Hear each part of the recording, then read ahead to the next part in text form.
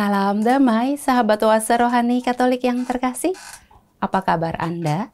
Semoga Anda dalam keadaan sehat, semangat dan penuh dengan sukacita ya. Jalan-jalan naik perahu, tetap semangat walaupun lelah. Kami telah percaya dan tahu Engkau adalah yang kudus dari Allah. Senang sekali saya Katerina Utami dapat menjumpai Anda dalam acara Oase Rohani Katolik edisi hari ini, hari biasa Pekan Paskah ketiga. Bersama saya telah hadir narasumber Oase Rohani Katolik Romo Barnabas Meriko OFM Cup. Mari kita bersama menyapa Romo Meriko. Romo Meriko, apa kabar Romo? Salam jumpa. Baik. Iya, Romo baru pertama kali mengisi acara Oase Rohani Katolik. Baru pertama. Oh iya, Romo ingin menyapa sahabat Oase. Halo sahabat Oase Rohani Katolik yang terkasih, selamat berjumpa. Senang terutama di masa Paskah ini, masa kebangkitan yang menggerakkan, memberanikan dan menguatkan kita semua. Ya, terima kasih Romo telah hadir mengisi acara Oase Rohani Katolik. Sahabat Oase Rohani Katolik yang terkasih, mari kita awali acara hari ini dengan doa. Silakan Romo. Para sahabat Oase Rohani Katolik yang terkasih, mari kita berdoa. Dalam nama Bapa dan Putra dan Roh Kudus. Amin. Bapa yang Maha Baik, terima kasih atas rahmat kebangkitan Putramu Tuhan kami Yesus Kristus yang menginspirasikan, menghidupkan dan mengarahkan iman kami akan Dikau. Berkenanlah hadir pada kesempatan ini di mana kami akan berbagi inspirasi rohani iman untuk menguatkan satu sama lain agar berani melangkah maju untuk mewartakan kebangkitan Tuhan dan keselamatan kami. Ini kami sampaikan dengan perantaraan Kristus Tuhan kami. Amin. Amin. Bacaan pertama dari Kisah Para Rasul. Selama beberapa waktu setelah Saulus bertobat, jemaat di seluruh Yudea, Galilea, dan Samaria berada dalam keadaan damai. Jemaat itu dibangun dan hidup dalam takut akan Tuhan. Jumlahnya makin bertambah besar oleh pertolongan dan penghiburan Roh Kudus. Pada waktu itu, Petrus berjalan keliling, mengadakan kunjungan kemana-mana. Dalam perjalanan itu, ia singgah juga kepada orang-orang kudus yang di Lida. Di situ didapatinya seorang bernama Eneas, yang telah 8 tahun terbaring di tempat tidur karena lumpuh. Kata Petrus kepadanya, "Eneas, Yesus Kristus menyembuhkan engkau. Bangunlah dan bereskanlah tempat tidurmu." Seketika itu juga bangunlah orang itu. Semua penduduk Lida dan Saron melihat dia. Lalu mereka berbalik kepada Tuhan. Di Yope ada seorang murid perempuan bernama Tabita. Dalam bahasa Yunani, Dorcas. Perempuan itu banyak sekali berbuat baik dan memberi sedekah. Tetapi pada waktu itu ia sakit lalu meninggal. Dan setelah dimandikan, mayatnya dibaringkan di ruang atas. Adapun Lida dekat dengan Yope. Maka ketika murid-murid mendengar bahwa Petrus ada di Lida, mereka menyuruh 2 orang kepadanya dengan permintaan, "Segeralah datang ke tempat kami." Maka berkemaslah Petrus dan berangkat bersama-sama dengan mereka. Setelah sampai di sana, ia dibawa ke ruang atas dan semua janda datang berdiri di dekatnya. Sambil menangis, mereka menunjukkan kepada Petrus semua baju dan pakaian yang dibuat Dorcas waktu ia masih hidup. Tetapi Petrus menyuruh mereka keluar, lalu ia berlutut dan berdoa. Kemudian ia berpaling ke mayat itu dan berkata, "Tabita, bangkitlah." Lalu Tabita membuka matanya. Dan ketika melihat Petrus, ia bangun lalu duduk. Petrus memegang tangannya dan membantu ia berdiri. Kemudian ia memanggil orang-orang kudus beserta janda-janda, lalu menunjukkan kepada mereka bahwa perempuan itu hidup. Peristiwa itu tersiar di seluruh Yope, dan banyak orang menjadi percaya kepada Tuhan. Sesudah peristiwa itu, Petrus tinggal beberapa hari di Yope, di rumah seorang yang bernama Simon, seorang penyamak kulit, Demikianlah sabda Tuhan. Syukur kepada Allah. Marilah kita tanggapi dengan mazmur tanggapan refren. Bagaimana akan kubalas kepada Tuhan segala kebaikannya kepadaku? Bagaimana akan kubalas kepada Tuhan segala kebaikannya kepadaku? Bagaimana akan kubalas kepada Tuhan segala kebaikannya kepadaku? Aku akan mengangkat piala keselamatan dan akan menyerukan nama Tuhan. Bagaimana akan kubalas kepada Tuhan segala kebaikannya kepadaku? Aku akan membayar nasarku kepada Tuhan di depan seluruh umat-Nya. Sungguh berhargalah di mata Tuhan kematian semua orang yang dikasihi-Nya. Bagaimana akan kubalas kepada Tuhan segala kebaikannya kepadaku? Ya Tuhan, aku hamba-Mu. Aku hamba-Mu, anak dari sahayamu. Engkau telah melepaskan belengguku.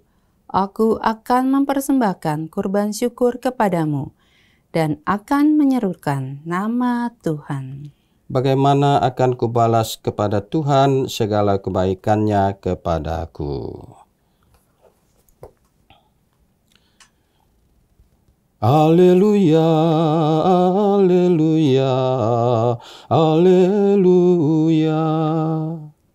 Haleluya, haleluya, haleluya. Perkataan-perkataanmu adalah roh dan hidup. Perkataanmu adalah perbuatan hidup yang kekal. Haleluya, haleluya, haleluya. Tuhan bersamamu. Dan bersama rohmu, Inilah Injil suci menurut Yohanes. dimuliakanlah Tuhan. Pada bab yang ke-6 ayat 60 sampai dengan 69. Setelah Yesus menyelesaikan ajarannya tentang roti hidup, banyak dari murid-muridnya berkata, "Perkataan ini keras, siapakah yang sanggup mendengarkannya?" Yesus dalam hatinya tahu bahwa murid-muridnya bersungut-sungut tentang hal itu, maka berkatalah ia kepada mereka, "Adakah perkataan itu menggoncangkan imanmu? Lalu bagaimanakah jikalau kamu melihat Anak Manusia naik ke tempat di mana ia sebelumnya berada? Rohlah yang memberi hidup, daging sama sekali tidak berguna. Perkataan-perkataan yang kukatakan kepadamu adalah roh dan hidup. Tetapi di antaramu ada yang tidak percaya." Sebab Yesus tahu dari semula siapa yang tidak percaya dan siapa yang akan menyerahkan dia. Lalu ia berkata, "Sebab itu telah kukatakan kepadamu, tidak ada seorang pun dapat datang kepadaku kalau Bapa tidak mengaruniakannya kepadanya." Mulai dari waktu itu, banyak murid Yesus mengundurkan diri dan tidak lagi mengikuti dia. Maka kata Yesus kepada ke-12 muridnya, "Apakah kamu tidak mau pergi juga?" Jawab Simon Petrus kepadanya, "Tuhan, kepada siapakah kami akan pergi? Perkataanmu adalah perkataan hidup yang kekal. Kami telah percaya dan tahu bahwa Engkau adalah yang kudus dari Allah." Demikianlah sabda Tuhan. Terpujilah Kristus.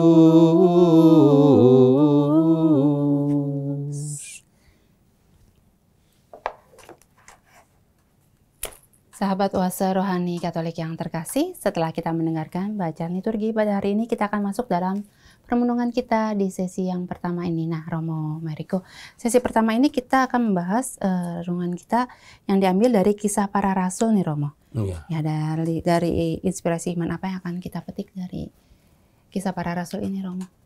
Dari Kisah Para Rasul ini kita melihat semangat iman yang hidup, yang terbentuk hidup dan berkembang sangat menggembirakan.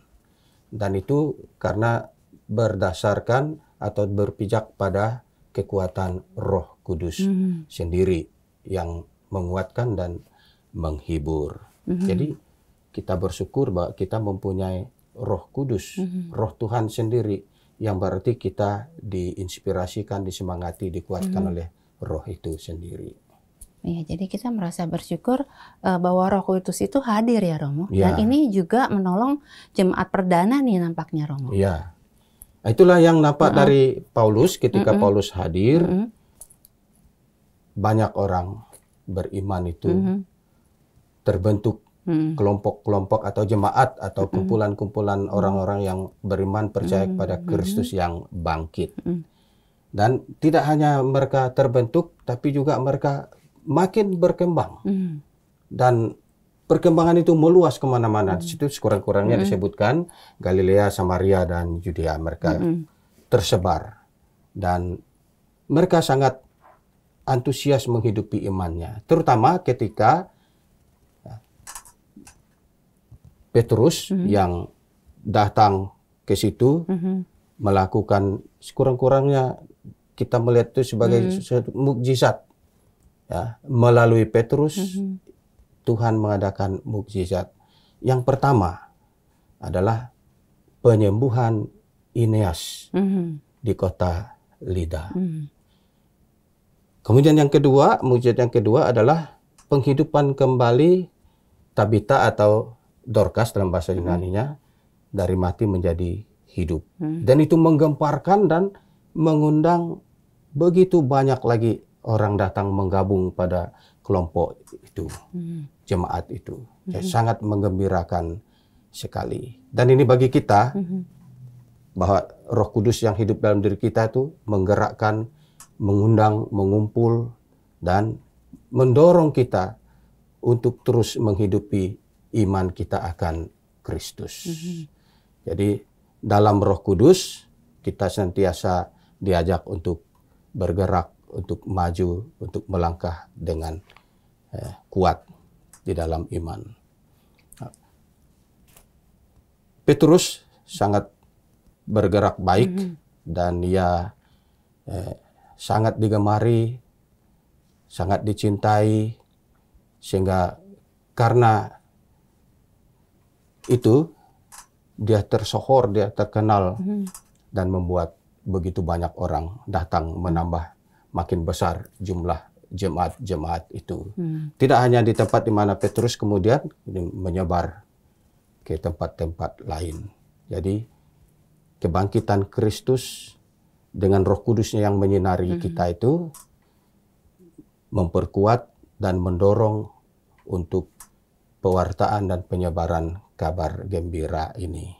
Dan ya bagi kita, kitalah sekarang, kita andaikan kita sebagai Petrus zaman ini. Petrus zaman now, Romo.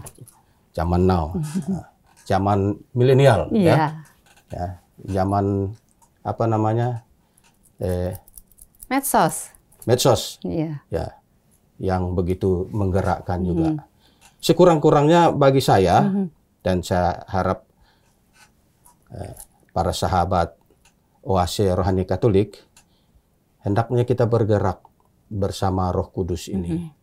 Karena sudah terbukti melalui pengalaman Petrus dan Paulus sebelumnya, bahwa iman akan kebangkitan Kristus ini sungguh-sungguh menghidupkan dan menguatkan kita. Ya, begitu. Jadi kita belajar dari iman Petrus dan juga iman Paulus bahwa Roh Kudus itu menghidupi kita dan membuat kita melangkah maju ya Romo. Iya, Pak. Dan itu juga berlaku di zaman kita sekarang ini nih Romo. Zaman medsos ya Romo. Iya. Dan memberanikan ya, bukan hanya menggerak tapi memberanikan kita. Seperti Petrus kan berani menerobos kemana aja karena kekuatan Roh Kudus itu. Contoh konkretnya gimana nih Romo dalam kehidupan sehari-hari? Dalam kehidupan sehari-hari seperti sekarang ya, pada zaman ini, kita melihat banyak peristiwa-peristiwa yang ya membuat ada sejumlah orang yang berdiam, takut. Mungkin di tempat lain ada juga orang yang mengalami intimidasi atau ancaman. Tapi kalau kita sudah diinspirasi, disirami oleh Roh Kudus itu, kita tidak mau lagi melihat hal seperti itu. Kita mau justru hal-hal seperti itu, di mana ada intimidasi, di mana ada penekanan terhadap orang, di mana ada orang diam, 1000 bahasa, kita bantu mereka untuk tampil dan turut berbuat baik, turut membangun imannya, dan dengan bergerak membangun imannya, ia juga menggerakkan masyarakat orang banyak. Gitu. Makasih Romo. Dan ini juga diceritakan bahwa Petrus berjalan keliling dan juga mengadakan kunjungan kemana-mana, lalu dia juga mengadakan mujizat ini. Mujizat, Dari jadi dia juga bergerak melangkah maju, juga dia itu aktif ini Romo ya. Iya, Petrus ini karena dalam dirinya itu sudah dikobarkan oleh Roh Kudus itu, api Roh Kudus itu menggerakkan dia sehingga jangan diam. Jangan berhenti di suatu tempat, tapi terus pergi kemana. Wartakan dan lakukan. Nah, perilaku perbuatannya itulah yang tadi menyembuhkan dan menghidupkan orang mati. Luar biasa Petrus ini. Hampir mirip-mirip dia dengan Yesus. Dia bisa menyembuhkan dan membangkitkan orang mati. Atau menghidupkan lah dalam konteks ini, menghidupkan. Karena bisa jadi kan kematian yang dihadapi Petrus itu mungkin ya, kalau kata orang Jawa kan ada mati suri ya. Mudah-mudahan memang yang mati sebenarnya, tapi karena daya kekuatan Roh Kudus yang menggerakkan, menghidupkan Petrus ini, orang ini bisa dihidupkan kembali. Dan terbukti menurut warta Kisah Rasul ini memang hidup.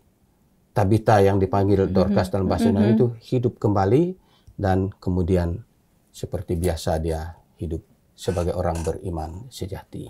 Luar biasa Romo, kuasa Allah dalam Roh Kudus ini ya bekerja ya Romo. Dan juga dari zamannya Yesus, zaman Petrus juga di zaman kita sekarang ini tidak berubah ya. Tidak berubah. Dan selalu mengarahkan kita kepada kebaikan ya. Maka kita tidak boleh bungkam atau tidak boleh membuat pembungkaman yang membuat kebaikan berhenti atau tidak bisa berjalan dengan Jangan baik. Sampai berhenti cuma di kita ya Romo. Jangan sampai, apalagi pada kita. Jangan pada orang saja tidak boleh berhenti. Nah, jadi kita sebagai tangan-tangan Tuhan dan mulut-mulut Tuhan untuk berbicara, mengatakan, mewartakan dan memberitahukan kebaikan dan mengajak untuk berbuat baik seperti Petrus. Walaupun mungkin caranya beda-beda nih ya Romo, setiap orang ya Romo. Bisa jadi melihat situasi hidupnya juga, di mana dia tinggal juga kan. Misalnya mungkin kalau Romo atau mungkin saya atau sahabat Oase Rohani Katolik itu berbeda caranya ya Romo. Ya mungkin bisa jadi berbeda pada misalnya saya sebagai Romo atau pastor, Mbak sebagai awam biasa, pasti mungkin mengalami saya berbeda dengan Romo itu, pengaruh Roh Kudus pada saya. Tapi sebenarnya pada inti pokoknya Roh Kudus menggerakkan semua orang, siapapun, ya, siapapun yang, terutama yang terbuka hatinya. Yang mau membuka hati yang nih, membuka Romo. hatinya, dan yang juga seperti kasus Petrus ya, dia kan orang sakit itu kan sebelumnya dia tidak tahu, orang yang bawa datang dia ke situ, dan juga Dorcas yang dihidupkannya itu kan dia tidak tahu, orang yang beritahu. Nah, Roh Kudus itu memimpin juga kita untuk berbuat yang kita tidak tahu, tapi dapat info, dapat pemberitahuan dari orang, atau orang minta bantuan. Kita harus menyalurkan Roh Kudus melalui peran kita. Jadi semuanya punya peran ya Romo? Semua punya peran. Karena tadi Petrus kan nggak kenal sama Dorcas, nggak kenal sama Eneas tadi, tapi karena ada info dari orang-orang ini. Dan tentu juga orang-orang itu kita yakin juga orang sudah diinspirasikan juga oleh Roh Kudus. Iya, baiklah kalau begitu Romo. Sungguh sangat menarik sekali ya bacaan kita di bacaan yang pertama ini, renungan kita. Terima kasih Romo. Sama-sama. Kita sudahi dulu, nanti kita akan kembali di sesi yang kedua. Sahabat Oase Rohani Katolik yang terkasih, kita sudahi dulu perenungan kita di sesi yang pertama. Nanti kita akan kembali di sesi yang kedua. Tetaplah di tempat Anda.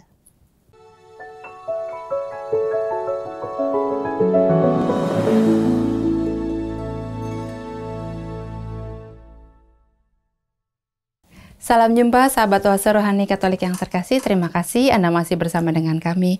Oase Rohani Katolik sesi yang kedua. Masih bersama dengan Romo Barnabas Meriko OFM Cup dan saya Katarina Utami. Bagi Anda yang ingin mengirimkan saran atau Anda ingin sharing iman, Anda dapat langsung menghubungi alamat email kami orkaj2021@gmail.com atau langsung ke nomor telepon kami 0881 0251 33438. Sekarang kita lanjutkan permenungan kita di sesi yang kedua ini. Ya, Romo Meriko ini bertugas di mana nih, Romo? Saya, nama lengkap saya Romo atau Pastor Barnabas Meriko OFM Cup.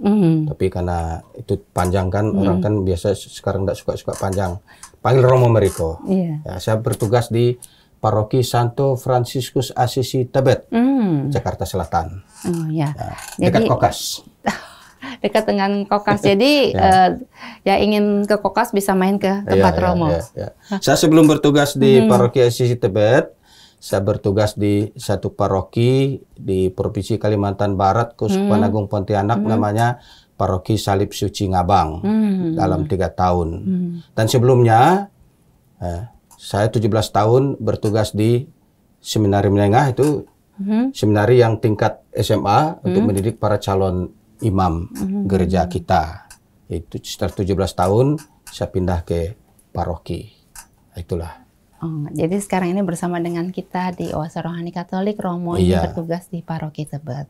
Ya, baiklah Romo, kita lanjutkan permenungan kita di sesi yang kedua ini. Ini diambil dari Injil Yohanes mengenai roti hidup ini ya, Romo. Iya. Jadi penginjil memulai pewartaannya tentang ajaran Yesus bagi para muridnya tentang roti hidup. Nah, kalau bicara tentang roti hidup, kita mesti langsung saja kepada Tuhan Yesus sendiri yang menjadikan dirinya sebagai roti untuk kehidupan kekal kita manusia yang ingin mendapatkan keselamatan. Dan proses bagaimana Yesus menjadi roti hidup itu kita harus mesti ingat kisah sengsara sampai dengan kebangkitan.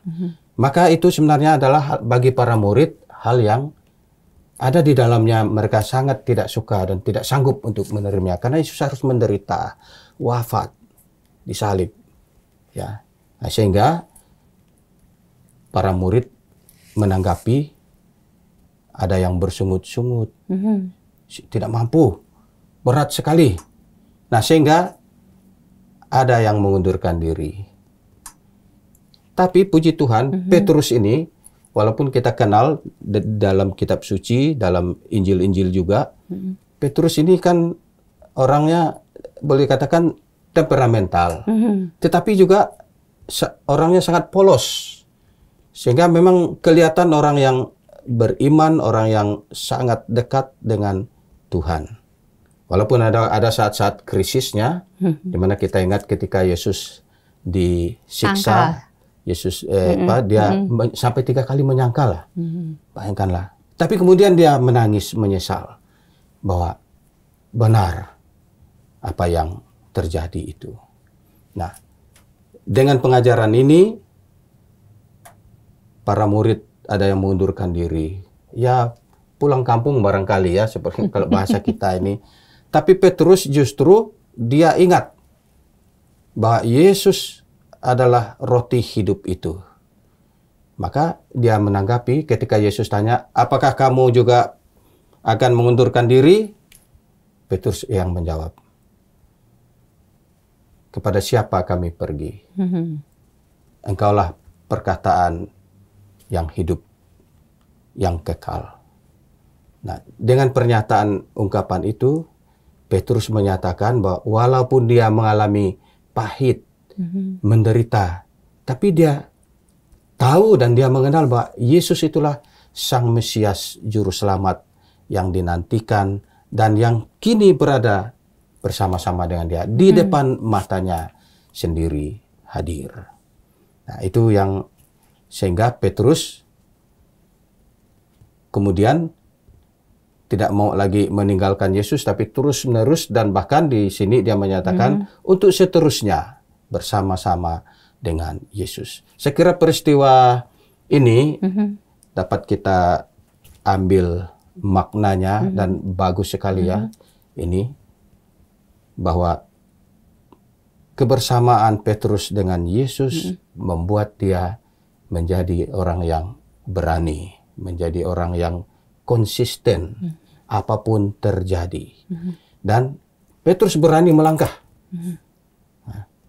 Dan terus melangkah untuk mewartakan Kristus. Nah, bagi kita sekarang bahwa masa Paskah ini, gerakan hidup kita mesti diinspirasi, disemangati oleh semangat kebangkitan Kristus. Terang Kristus yang pada malam Paskah didengungkan, Kristus cahaya dunia, bersinar bercahaya pada kita, sehingga dalam menjalani hidup kita, walaupun sulit, walaupun berat, kita tetap berpegang pada Kristus, setia dan taat seperti Petrus. Ya. Walaupun sulit dimengerti nih ya, seperti murid-murid itu banyak yang mengundurkan diri karena ajaran Yesus itu sangat sulit dimengerti tampaknya nih Romo.